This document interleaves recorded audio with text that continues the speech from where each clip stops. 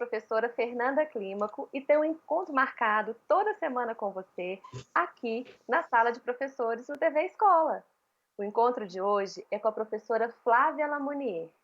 A Flávia é doutoranda em Educação pela Universidade de Aveiro, em Portugal.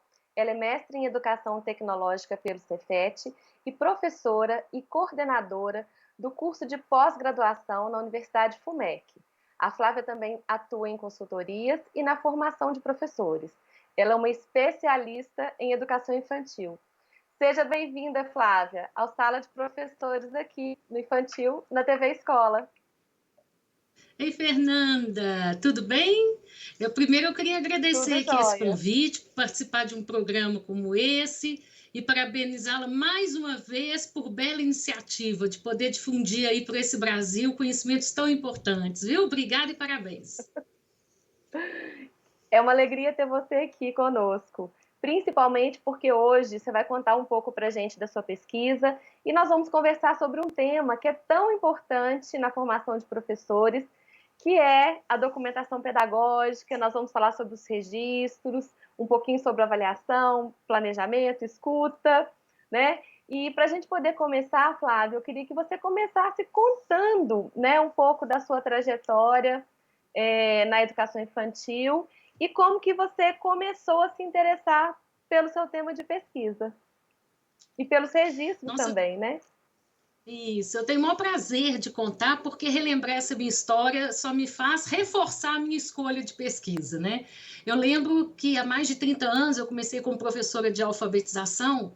E já naquela época, eu me lembro, naquela época era o primeiro ano de ensino fundamental, crianças de 7 anos, e eu tinha sempre reservado um caderno, porque eu tinha 30 crianças, né? Eu recebia diariamente 30 crianças a cada ano. Então, eu comecei a construir uma prática para poder me organizar, para eu poder acompanhar o desenvolvimento das crianças. Eu me lembro bem que eu tinha um caderno de planejamento e tinha um outro caderno em que eu ia registrando observações que eu ia fazendo de cada criança. Então, eu lembro direitinho, no caderno, aqueles post-it, né, que eu ia separando por nome para cada criança. E eu tinha, ao final desse caderno também, um espaço para temas coletivos. Então, sempre que eu tinha uma observação, porque eram 30 crianças, né, como é que eu poderia lembrar de tantos detalhes, tantas coisas importantes para serem registradas? Então, eu anotava a data e o que eu observava. E assim foi, né, durante toda a minha trajetória como professora. E hoje, eu vendo essa prática, eu percebo que eu comecei como... não é como se deve ser, mas é que usualmente acontece. A gente começa a registrar descrições, né? Então, a gente descreve as cenas observadas, descreve as falas. Isso foi muito importante na minha trajetória. Depois, quando eu passei a assumir a coordenação da educação infantil, que aí tem 30 anos que eu trabalho em coordenação de escola de educação infantil, independentemente da faculdade, eu acho que é o nosso chão da realidade, né? É onde a gente constrói, a gente transforma. Então, eu gosto de estar em escola. Então, quando eu comecei com a coordenação, eu continuei com essa prática, mas acrescentei outros elementos, né?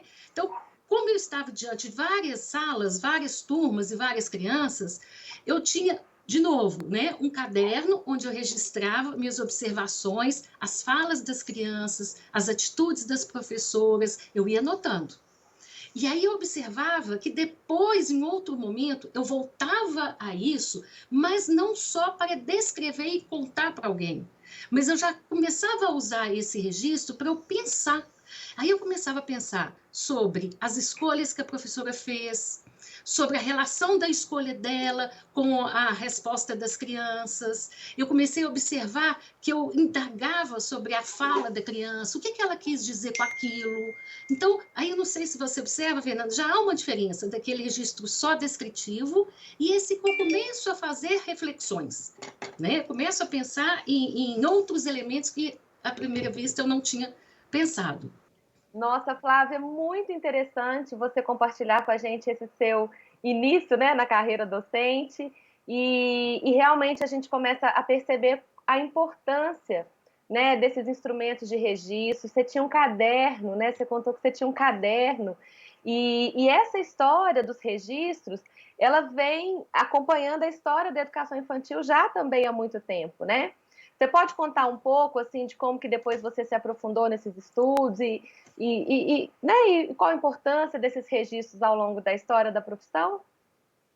Claro, e é uma coisa que eu fiquei muito curiosa, né? Principalmente agora pesquisando sobre documentação pedagógica, e eu fui verificando que realmente, assim, já no final do século XIX, né, nas primeiras décadas do século XX, a gente tem alguns, vamos falar assim, algumas experiências na pedagogia para educação infantil que marcaram e que marcam até hoje essa história com os registros, né? Então, eu pensei aqui em falar em três, por exemplo. A primeira que eu queria falar é de Montessori, né? Eu acho que Montessori, essa médica italiana, ela, ela trouxe com uma Excelente. força, ela trouxe com uma força grande a importância da observação para essa educadora, né? Vamos falar assim, ela associa muito o registro à observação. O registro, ele é um instrumento, vamos falar assim, colado à observação. Né? E o mais interessante, que olha o que ela dizia que para você conhecer uma criança, assim como Malaguzzi, né? Mas ela antes já dizia que não é possível educar ninguém sem conhecer ela diretamente, sem conhecer a pessoa que você quer educar diretamente, né? E é por meio da observação que você consegue fazer esse tipo de intervenção. Né? E ela dizia, olha que interessante, o que observar? Né? Então, o que os alunos, na época ela falava alunos, né? Vou falar crianças que a gente está no mundo da educação infantil. Sim, da Mas educação infantil, isso. isso. Então, ela dizia, né, que é importante registrar o que as crianças dizem, o que elas fazem e o que elas produzem. Ou seja, quais são as palavras, são suas ações e são seus produtos. Tá? E aí a gente percebe, né, nessa lógica, no mesmo contexto histórico, tá a ideia de Vygotsky de aprendizagem. Que a Montessori, isso é importante lembrar, né? Ela ressaltava a importância da criança estar livre para se movimentar. Os espaços tinham que estar organizados para a criança pudesse ter esse livre comportamento, esse livre movimento, né? Então, nessa ideia, o que está por trás de aprendizagem? De que é por meio da atividade da criança, numa prática social, é que ela aprende. Olha a coerência. Então, aí já fica um ponto a ser observado, né? De que essa ação do observar e do registrar, ela está imbuída de uma concepção. Porque a gente não está falando aqui, e ela mesmo já criticava no início do século XX, nós não estamos falando aqui de uma observação para ser identificados comportamentos, mas é para conhecer os comportamentos. Isso muda completamente o paradigma. E depois, eu acho Nossa, importante isso é lembrar muito importante, né, Flávia? Assim, principalmente nesse contexto que a gente está vivendo, em que muitas professoras começam a registrar pensando exatamente em enquadrar a criança, vamos colocar assim, né? Pensando sempre nas falhas, nas faltas, né? Sem conseguir observá-la verdadeiramente e assim conseguir propor, né, tempos e espaços adequados para o seu desenvolvimento. Então, achei muito bacana você ter trazido essas ideias principais de Montessori como, vamos dizer, precursora, né, desses processos de isso. observação na escola. E aí você ia falar do Não, Vygotsky? não, do Vygotsky seria só para contextualizar a importância dessa perspectiva da Montessori, né, sobre a observação. Porque agora eu queria falar um pouquinho Sim. de Freinet, né? Quem não lembra aqui do Ótimo. Freinet, né, o pedagogo que elaborou o livro da vida, vamos dizer assim, vamos dizer, não, o nome era, né, o livro da vida, porque hoje lembra muitas questões do portfólio, né, mas olha para você ver, para Isso. eles, né, o registro no livro da vida era das impressões e dos pensamentos das crianças, né, era uma estratégia diária. Agora, olha que interessante, então, para ele, o registro aí, ele tem mais uma força comunicativa. Olha que interessante, né? Então, Sim. por meio desse livro da vida, era possível duas coisas: valorizar o pensamento e a ação da criança e evidenciá-lo coletivamente, né? Mostrar para fora da sala de aula a competência que no caso dele, os alunos apresentam diariamente por meio do seu pensamento, por meio de seus comportamentos, né? Isso. E por A fim, gente pode não falar, poderia... Flávia, que o Freinet, que uma dessas funções do livro da vida, como você disse agora, era comunicar as aprendizagens das crianças? Ou Isso, não? comunicar Era comunicar Acho as que sim. experiências, os processos. Eu acho que, tá vendo? Eu acho que é mais do que as aprendizagens, porque as aprendizagens, elas estão contextualizadas nas experiências das crianças, né? E por que Sim. eu estou falando isso?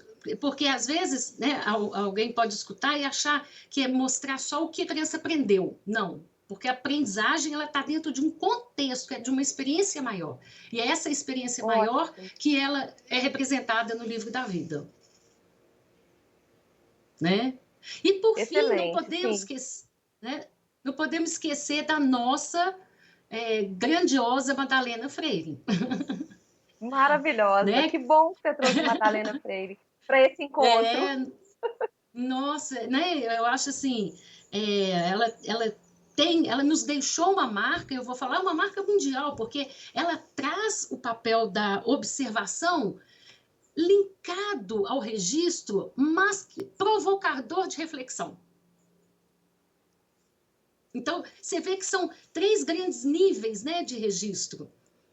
Nós temos aí a observação linkada no registro, nós temos que entende a criança como competente, nós temos o registro na sua fonte comunicativa e nós temos na Madalena Freire o registro no seu valor reflexivo, né?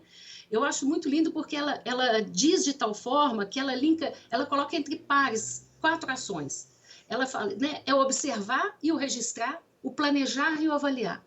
Que tudo isso tem que ser atravessado pela reflexão. É isso que potencializa a transformação da prática docente. Né? Então, Nossa, assim, eu acho que Flávia, que aula! Eu acho que quem está nos assistindo deve estar super interessado em procurar essas referências que você citou, né, historicamente. E é muito importante a gente entender o que já foi construído, né, aquilo que já foi pensado, discutido, pesquisado, para a gente poder compreender o contexto atual, né, as discussões que se colocam sobre a documentação pedagógica. E aí eu queria saber, né, atualmente, né, o que se discute sobre documentação pedagógica? E pensando nos registros principalmente, entendendo que os registros são um grande desafio para os professores, né? É isso mesmo. E, Fernanda, desculpa, mas antes de entrar nessa pergunta, eu só queria lembrar aqui, ó, que não podia deixar de situar, né? O livro da Madalena Freire. O meu A tá aqui Paixão de também na Conhecer minha o estante. Mundo. Belíssima leitura, passa ano, entra ano, a gente gosta de revisitar essa leitura, tá? Eu acho que vale a pena essa indicação. Mas Excelente respondendo então a indicação. sua pergunta, respondendo, né, a sua pergunta, eu também fiz uma larga pesquisa em termos de documentos oficiais, né, no Brasil e em Portugal. Ok, mas aqui no Brasil eu vou citar 2 que eu acho que são muito valiosos a respeito dos registros e documentação, tá? Nós não podemos deixar de lembrar aqui das diretrizes, né, curriculares nacionais para a educação infantil, DCNEI.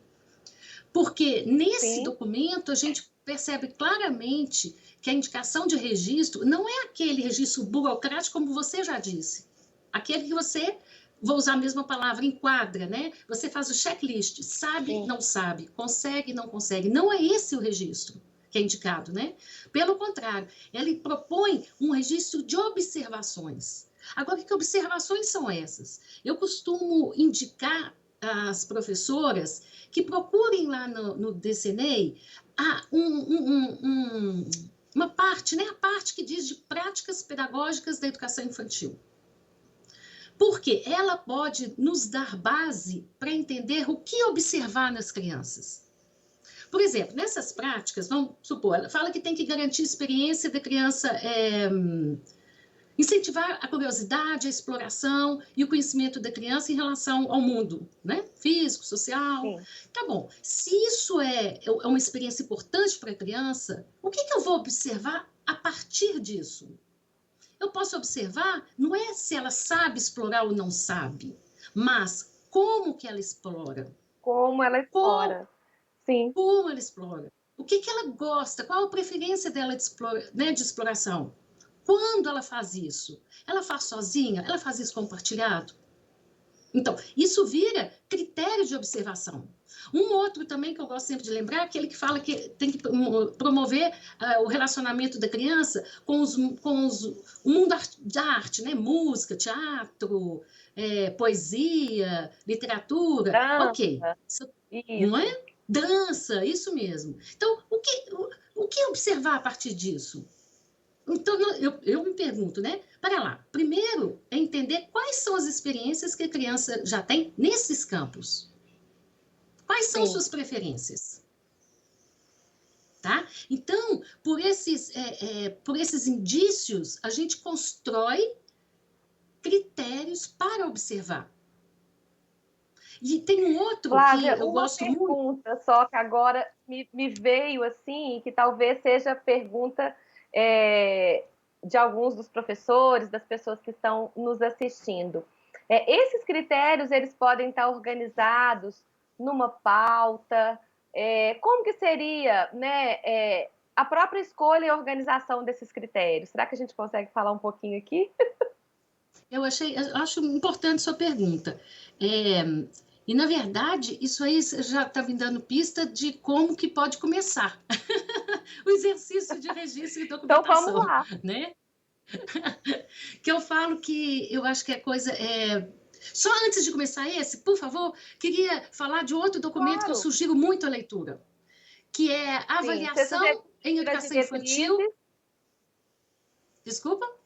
Você sugeriu primeiro as diretrizes curriculares nacionais para a educação infantil, e agora... Isso. É aquele outro que não é um documento, né, oficial, mandatório, mas ele é orientador, que é a avaliação em educação infantil, em contexto, não, a partir da avaliação de contexto ou em contexto.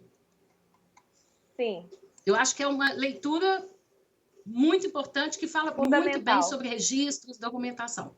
Tá ok? Joia. Então, vamos lá. A sua pergunta me faz pensar de como eu costumo sugerir os professores para começar a pensar sobre seus modos de registro, sobre documentação, tá? Porque, para falar desses critérios, eu tenho que falar do contexto maior, que seria pensar num planejamento. Claro. Né? Então, por exemplo, todo planejamento ele tem uma intenção. Né? E se é interessante que cada professor pense por que ele está planejando? Para que ele está planejando? Em que ele pensa ao planejar? Porque se ele estiver só centrado no que propor às crianças, ele reduz a sua possibilidade de reflexão e de registro. Agora, se ele pensa num planejamento em que ele tem em consideração aquelas intenções, poxa, eu sei que promover a interação da criança com as artes é fundamental para o desenvolvimento dela, eu já tenho uma intenção. Então, quando eu vou criar uma proposta, né, em que eu crio uma condição para essa criança vivenciar uma experiência, por exemplo, com a dança ou com o desenho, tá? Eu já tenho aí, olha para você ver, eu já planejei o contexto com base na intenção. Agora, o que eu vou observar? O que eu vou observar? Sim. Não é? Então, Flávia, esse primeiro processo, ele está intimamente ligado com planejamento mesmo, né? Isso é interessante e com certeza é um desafio para todo mundo que está aí com as crianças pequenas. Com certeza. Isso mesmo. Né? E eu já queria deixar aqui e essa indicação que eu faço, isso eu já aprendi há muitos anos, independentemente dos meus estudos a respeito de documentação, eu desde muito cedo, desde quando eu comecei na coordenação, eu costumo indicar aos professores que não façam sozinhos seus planejamentos, né? Que compartilhe com o colega, compartilhe com a coordenação. Eu acho que o planejamento ele tem que ser um instrumento, olha, coletivo e não individual. Eu me lembro muito bem uma professora que uma vez falou assim, Flávia, mas o planejamento é meu. Me deu uma pista, eu falei assim, olha que interessante, o planejamento é meu. Aí eu entendi a questão da propriedade e autoria dela, né? Ela estava querendo preservar a autoria que ela tem sobre o planejamento. Fantástico. Mas o que eu falei com ela, que se ele se transformar num instrumento comunicativo, de troca, interação com a coordenação ou com outro colega, ele ia ganhar muito mais força. Eu concordo com você, né? Eu acredito nessa socialização, né, das ideias, no compartilhamento dessas ideias, até para o professor se alimentar de novas possibilidades, né? E não ficar preso ali, às vezes, numa proposta que até restringe a ação das crianças, né? Que bacana você trazer para a gente essa ideia, né, de um planejamento comunicado, compartilhado, né, pensado coletivamente. Eu acho que essa é uma dica importante do como fazer, né, já que a gente está falando disso. Isso, do como fazer. E eu percebo que cada vez mais que ele tem esse cunho de troca, de não ser algo a mostrar para o coordenador, né, ele motiva. Todos que estão envolvidos nessa construção ficam motivados, porque se reconhecem crescendo na sua prática. Isso. Então, é muito fantástico. Então, acho que elaborar a pergunta é importante, né? Então, se eu vou lá pensando no contexto para encontro dessa criança no momento com dança, o que eu posso observar? Que tipo de interação que ela faz, qual a interação que ela faz, se ela tem prazer em fazer esse tipo de movimento, quais são as suas capacidades de movimento, o que ela expressa ao se movimentar. Então, são essas perguntas que orientam a observação.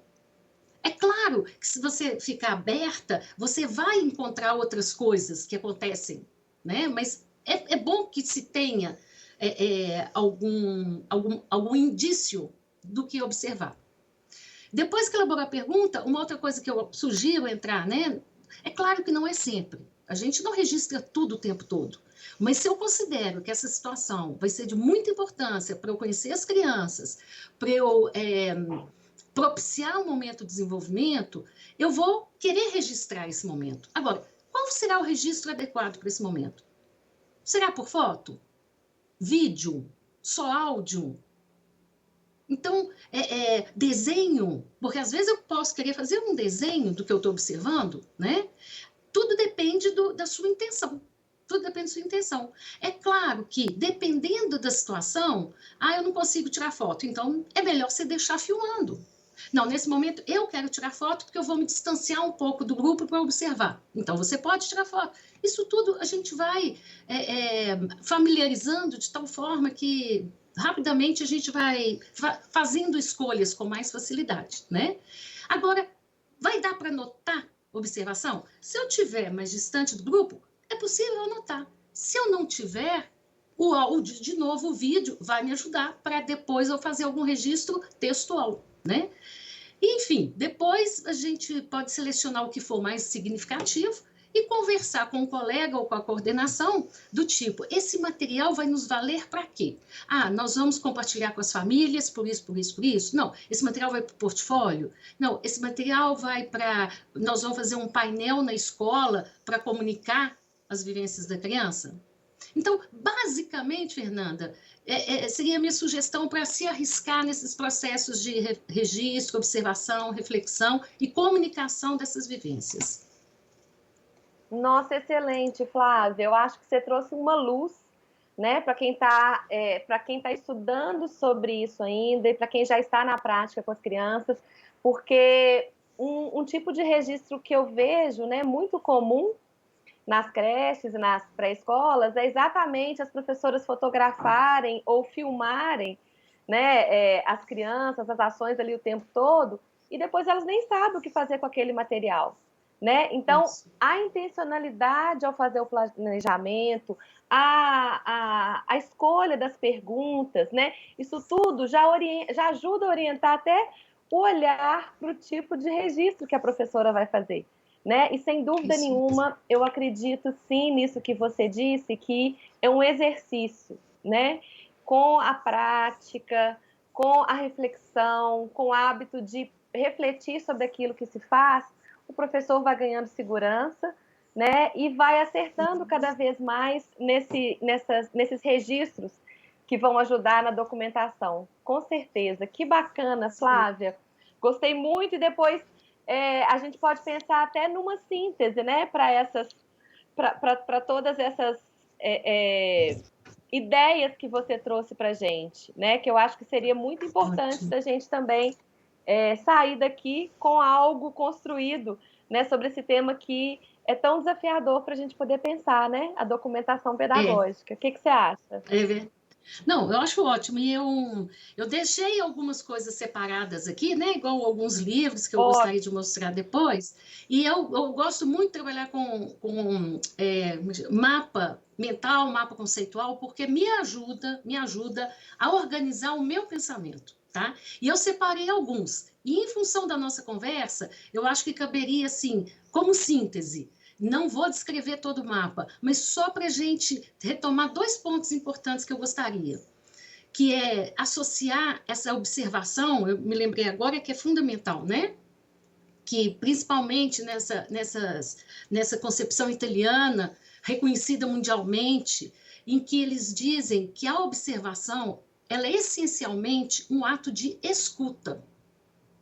Então, né, eu peço para colocar aqui agora esse mapa mental que fala de contextos de escuta, que eu elaborei a partir da ideia da Rinaldi, né, da Carla Rinaldi, autora italiana de Reggio Emília, enfim, da cidade de Reggio Emília, na Itália.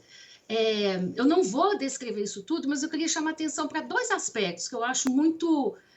eu gosto de falar lindo, porque para mim é um pensamento ético, né? Por isso ele é tão lindo. Ótimo. Então, acho que a gente pode compartilhar esse mapa aqui agora, né? Todo mundo já está vendo. E aí você pode ir descrevendo para a gente. Tá, eu quero só chamar a atenção, depois cada um vai poder ver com mais calma, né? Todas as minhas relações.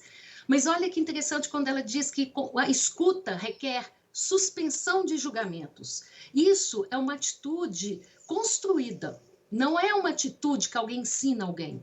O professor, né, ou o educador que quer entender essa perspectiva, ele tem que se colocar, olha que bonito, suspensão de julgamentos, é poder ouvir essa criança, observar, mas ouvir não com os ouvidos. Como diz aqui, é uma metáfora que envolve todos os sentidos, tá? Escutar uma criança é se colocar à disposição, sem julgamento. Ou, de novo, não é saber se ela sabe ou não sabe, não é falar que ela é isso ou aquilo, mas é tentar conhecê-la. É valorizar, eu acho, valorizar o desconhecido. Tá? É saber fazer perguntas. Será que eu estou escutando isso mesmo? Eu vou até o final aqui contar um exemplo que para mim foi muito importante na minha experiência. E o que é escutar, né? Escutar as múltiplas linguagens. O que significa isso? Escutar o que a criança diz com o seu movimento, com o seu gesto, com a sua expressão, com a sua fala, com as suas escolhas, com a sua representação. Tá? E as diferentes interpretações, isso é muito interessante, porque se eu compartilho, vou de novo, meus registros com colegas e coordenação, eu estou permitindo, mais que permitir, eu estou aceitando, eu estou acolhendo, eu estou querendo escutar versões diferentes do meu entendimento. Isso é muito importante.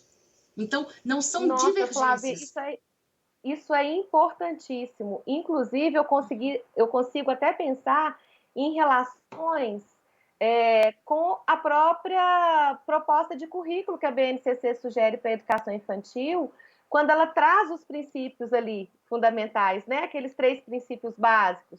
O princípio da ética, da política, da estética.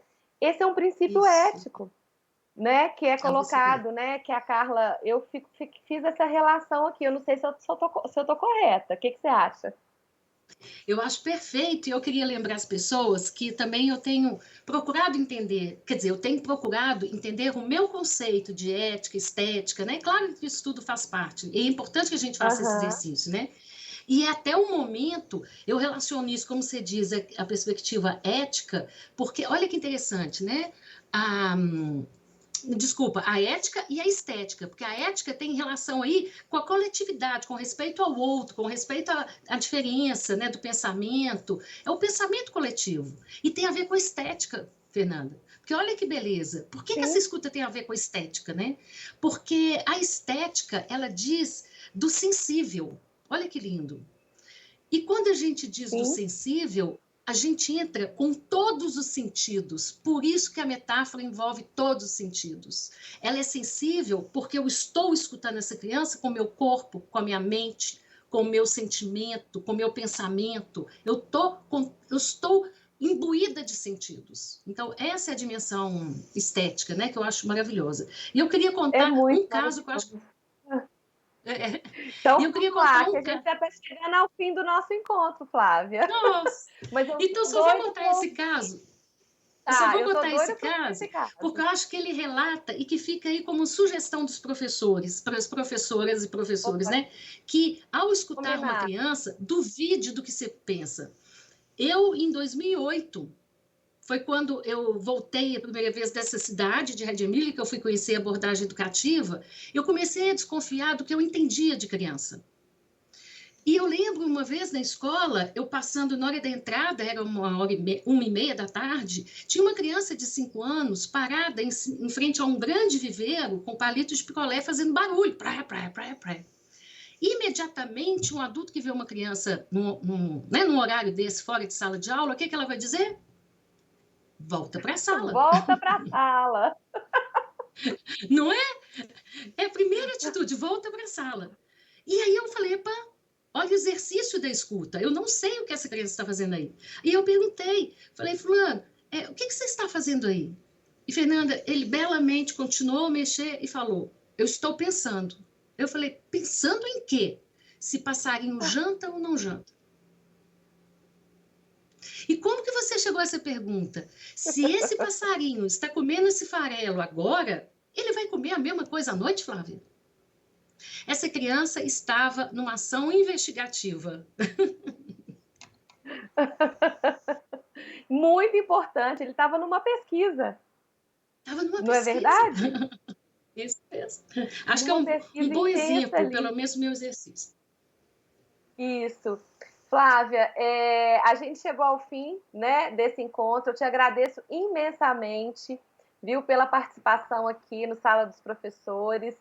Com certeza você contribuiu para a reflexão sobre esse tema que é tão emergente, né, dentro da educação infantil, nas discussões dos professores, dos estudantes, e até entre as famílias também, né, é um ponto de discussão e questionamento essa ideia dos registros, dos portfólios, do olhar sobre a criança. Viu? Muito obrigada. Eu que agradeço essa oportunidade. Conversar com você é sempre bom, Fernanda. Que bom. E com certeza nós teremos novos encontros aqui no Sala dos Professores, viu?